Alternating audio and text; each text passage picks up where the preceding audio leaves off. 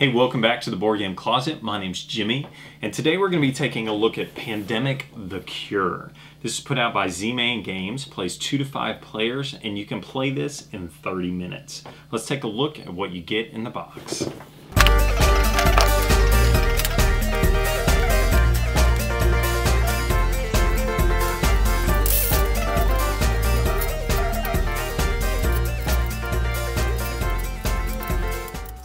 Okay, so this is what you get in Pandemic: The Cure.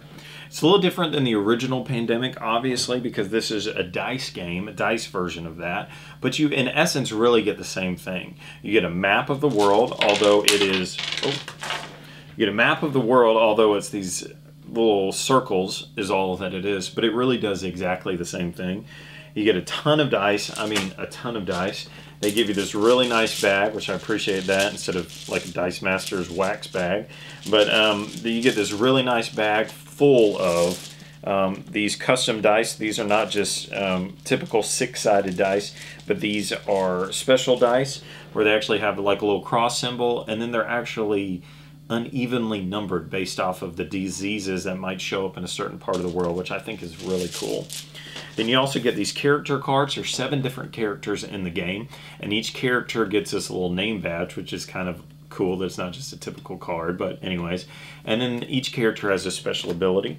Along with that character card, you also get dice. So there are actually 5 dice with all of the characters except for one. I think it's the generalist gets 7. But each person gets 7 different colored dice, and these are different for the most part for everybody. There are a few that are have a couple extra or special ones, like the dispatcher I think has a helicopter that nobody else has, things like that. What else do you get? You get some event cards, which are kind of cool. Another cardboard cutout for the middle, a little cured disease card, and then you get this plastic middle thing that's used to track your diseases or your outbreaks and your infection rate, and that goes in the middle. And then one of my favorite things in all the world is player aid cards. So these are amazing, especially when you're trying to teach the game. This is so nice to be able to just slide it across the table to somebody, and if they don't really learn by listening, they might learn by reading. And this has everything spelled out, the 4 things that you do in a turn and what each one of the symbols on the dice mean.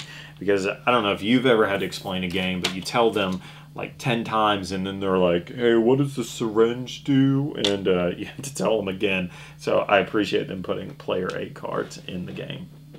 So what is Pandemic: The Cure all about? Pandemic is a global disease, end of the world type game. So we are actually scientists and medics and people working together as a team to try to stop these diseases that are going to overtake the world. This is a cooperative game, so if we don't lose, or if we lose together. You can't win on your own. This is not competitive at all. The only negative, I guess, to competitive games in general would be that you might get the alpha male, the dude that just wants to take over and kind of run the game. In the instructions, they actually tell you this. They say, although this is a cooperative game, on your turn, you get to make the decision. And I would highly recommend that you even say that at the beginning of your game. Look, we're working together, but when it's your turn, look, dude, you decide. And I think that would totally change how this game plays. You don't have to worry about somebody taking over. That would definitely be the negative. If you had somebody that's very passive, like, I don't know, tell me what to do, I don't know how much enjoyment they're going to get out of the game, because at the end of the day, if the whole time they're saying, you tell me what to do, then they're not going to feel engaged in the game. And so I would tell them, these are the things you could do, I don't know, but you decide. And I think that will help pull them into what's happening in the game. So how does this game work? I'm not really that good at explaining directions, so forgive me if I mess all this up, but let me just give you a basic idea of what's going to happen. So at the beginning of the game, you're going to randomly give out a character card. And on the character card, it's going to tell you your special ability, what you get to do. Sometimes this might be you get to ignore a hazard that you roll, or maybe you can fly somebody across the world, or maybe you can have 7 dice instead of just 5. There's all kinds of special abilities. It's explained really clearly on the card and in the instruction manual, so you'll pick up on that really easy. at the beginning of the game, everybody's going to start in North America. So I feel really bad for our European friends. I don't know if other versions of this game have you start somewhere else. I don't know, but everybody starts in North America. Go figure. I guess this is definitely an American game, United States of America game. And so everybody starts here, and then you're going to put some dice out onto the board. I forget how many. I think they tell you how many to start with, but it all starts there. And then you have these trackers that kind of help you go throughout the game. So really what you're going to be doing is you're going to be rolling dice, and dice are going to come out of this bag and infect the world.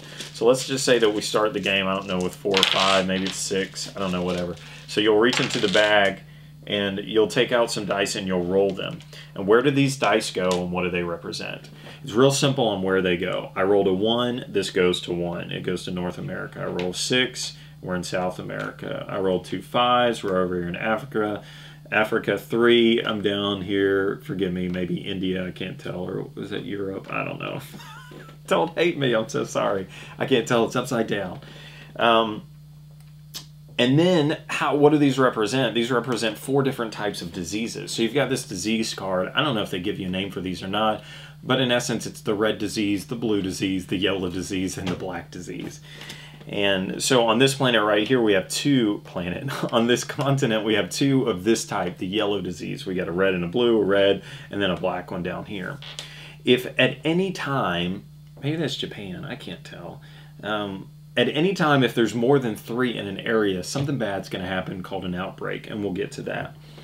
But where you are, basically that's kind of how you start the game. And then on your turn, whoever you are, let's just say I'm orange here, I'm the medic, which I get to treat 2 times with 1 syringe, and then I get to treat 3 times if I have 3 syringes. So this guy is really good at treating diseases. So the first thing that you're going to do on your turn is you're going to roll your dice. And so then you get to look at what you rolled. The great thing about this is if you get something you don't like, re-roll it. The only exception to that is if you got a biohazard. The biohazard, when you get that, it's like infection has occurred and you instantly move up the infection rate 1 slot. That's really bad. So you don't want that to happen because this game can get out of control really quickly. But if you've got something else that you don't like, then you can re-roll it, but you kind of have to play the odds and say, what if I get another biohazard? Because if you get another biohazard, you can't re-roll that, and it makes the infection rate go up, blah, blah, blah. But if you get what you want, then you get to use those dice. And so you get to use them however you want. So if I've got a travel one, well, let me just tell you what those 4 things are that you can do, 4 or 5 different things. If you get an airplane, so I don't even know if the medic the medic's got an airplane. If I get an airplane, then I can fly anywhere in the world. And so you get to use your dice in any order you want. So if I'm the medic, I say, I'm going to fly over here to Africa because there's 2 there. I want to try to cure those. So I got an airplane. If you would have gotten a boat instead, which he's got a boat here, you could go to an adjacent region. So I could go either left or right, just 1. And so that's good if you just had a boat and you wanted to get next to you. But if I wanted to get all the way over there and I just had a boat, I'd only be able to move 1 over. But let's just say that I got my airplane 1 and I flew over here. Then the other thing that you can do is use a syringe. A syringe helps you move a disease off of your region and into the treatment center. Or if there's already an infection die in the center, in the treatment center, you can move it from here back into the bag. Why would you want to move it back into the bag? Because if all of your dice out of this bag are gone, then you lose the game. And also, when an epidemic occurs, bad things happen out of this center deal here. The other thing that you can do is you can get a sample. So remember, ultimately what you're trying to do is you're trying to cure these diseases. And so the only way to cure a disease is by getting enough samples so that you can attempt to make a cure, find a cure. And so what you would do then, if there was a dice in the middle of the treatment center, you could say, I got a little jar here, I'm going to take a sample of that disease, and then you would actually take it and place it on top of your character card. Now what that does is that limits you now, because next time when you go to roll, you don't get to roll this die. And so that kind of limits you on the number of dice that you can have, but it gives you a sample so that you can try to find a cure. And then the last thing, like I said, is the biohazard, and that always advances the infection rate. So what is the infection rate? The infection rate is the number of dice that you'll pull out of the bag at the end of your turn. So on your turn, you're going to try to You roll your dice. If you have any samples and there's somebody in your region, you can give them a sample. And then the last thing that you're going to do on your turn is you're going to roll some dice to see where the infection goes in the world. So how do you know how many dice to roll? It's on the infection rate. So that's why rolling a biohazard is bad, because the further up this track you get, the more of these you're going to be pulling out of the bag at random, which causes the disease around the world to spread more. So right now we start at the intro level, so we only have 3 dice to roll. So I would reach into the bag randomly and draw out 3 dice, and then I would roll those dice and place them onto the board. And so I rolled a 3, a 2, and a 4. That's not too bad. But let's say that I rolled something that was bad. Let me just kind of cheat here and make this something that would be really bad. So if you have 3 dice in this region, you're on the verge of an outbreak and something bad could happen. So let's just say that I reached in the bag and I rolled a red die and I got another 6. So now that there are more than 3 in a region, an outbreak occurs. So you do a couple things. You advance the outbreaker marker, and so that goes up here. If you ever get more than 7, the game is over, so that's bad. 7 leads to death. You've had too many outbreaks.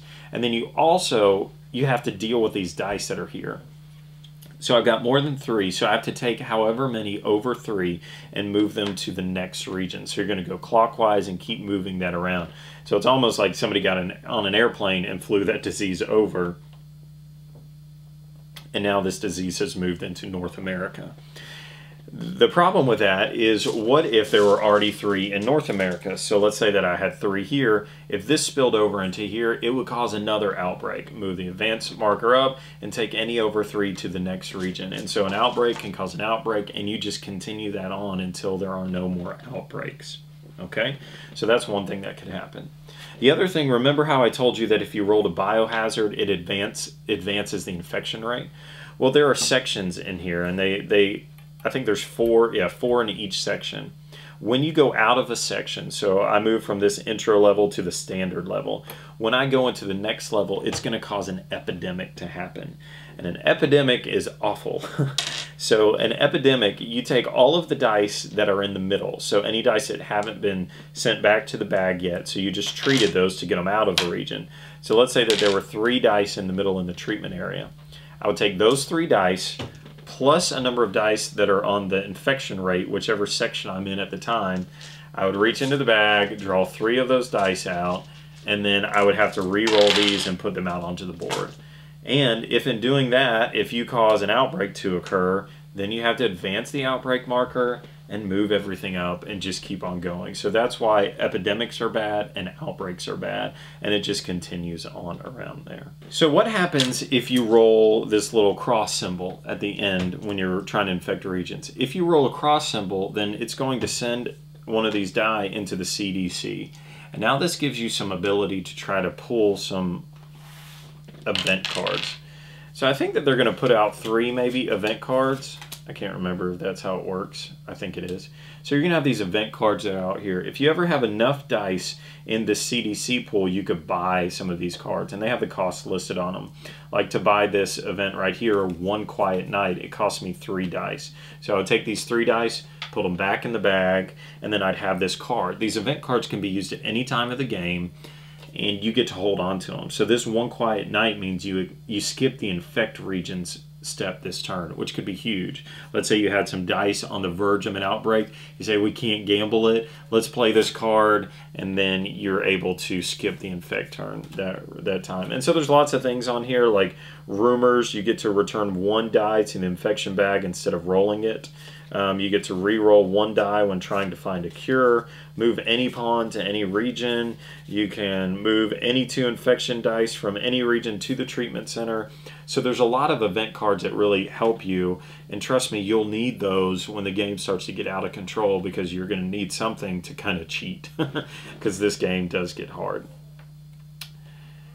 So that's kind of how this works. On each turn, you're going to roll your character dice. You're going to go around the world, and you're trying to collect samples and do things and move them to the treatment center and try to keep these diseases from taking over the world. And ultimately, you're trying to cure the disease. So how do you cure the disease? A cure disease happens when you take samples. So remember I said you have to roll the sample thing. You have to actually take it and put it on your character card. When you get a number of samples, so let's say that I had all of these samples, I could, on my turn, I have the ability to try to find a cure. I take the dice then and I roll them, and I'm trying to get 13. I only got 12, so I didn't find a cure for that. These go back onto my card, and then I wait until the next turn and try to find a cure then. So if you ever roll more than 13, then you take this dice and you put it over here and you say, we have now found a cure for yellow. Doesn't mean that yellow isn't going to still be affecting the world, but it does mean that it's cured. And you don't have to eliminate diseases from the game, you just have to find a cure for all of them. So you'll take turns going around the world, flying from here to there, rolling the dice, trying to find cures until either you win or the game wins. And that's, in essence, Pandemic the Cure. Disclaimer, forgive me if I forgot anything. I'm sure that there's lots of details and things I didn't say, things that I didn't do right. Let me also say that if you ever beat this game and it seemed way too easy, my guess is you probably weren't playing it right, and thus why they tell you to start at the intro level. Because if you start in Heroic, which I don't know why you would, but if you start in Heroic, you're going to get beat probably every time, unless you just are really lucky with the dice roll and really lucky with what you pull out of the bag. This game is really hard. Really hard. I mean, I guess I use that loosely, but in essence, that's Pandemic the Cure. So what do I think about Pandemic? Pandemic is... It really is the same game as original Pandemic, but I like it better because of the dice. I don't know what it is, call me crazy, but I just like dice. I like rolling dice. I like the luck of dice. I just like dice better. So I do like this better than the original. I actually sold the original game or traded it to a guy. We played it a few times, and in my gaming group, it just didn't really come up. We just didn't really like it very much. But when I saw this come out, I decided I wanted to get it and try it out, and I do like it better. If you didn't like Pandemic, I don't think you're going to like this because it's, in essence, the same thing. But I like it because it plays faster, and like I said, the dice, for some reason, intrigue me, and I like that. Components to this game are great. I think it's quality throughout. They really did a good job on the artwork, on the components that you get, the custom dice, the little meeples, the cards. It's good. It's not a huge value. You're not going to get just an enormous amount of stuff in the box, but what you get in the box is good. So I don't think that you're going to walk away and be complaining about components and saying it wasn't worth it. I just don't think that's going to come up. I like everything that they did in the game. They did a good job. The instructions are easy to understand. If you don't know something, you just jump back into the instructions and you can find it out. At the end of our reviews, we like to give a 1-die rating. Do we think you should buy it, play it, or hate it? Buy it means you, right now, I recommend go out and get this game. Play it means maybe you wouldn't buy it, but you definitely play it. And obviously, red, hate it, just don't buy it and don't play it. So this game for me is definitely a white. I like it. I'm glad that I have it. It's something good that I can pull out. It's not something that I would just run to the first game and say, go get this. I'm blown away by the amount of love that Pandemic has. So there are a lot of people that are probably going to say I'm absolutely crazy for not saying go buy this game. But for me, it's just a white. And so this might fit it for you. I know that this whole disease, end of the world, all that kind of stuff is big right now, and people are really into it. So maybe that's why a lot of people love it. But for me, I don't know, it's okay. But it is a white. So if Tim or Rod came over and said, hey, let's play Pandemic, I'm pulling it out. No arguments for me. So this is a white. And maybe it's a green or a red for you, I don't know, but that's Pandemic the Cure. Hope you enjoyed this review. We've got a lot more online at BoardGameCloset.com. Watch and rate our videos. We do appreciate it. And as always, support your local hobby shop.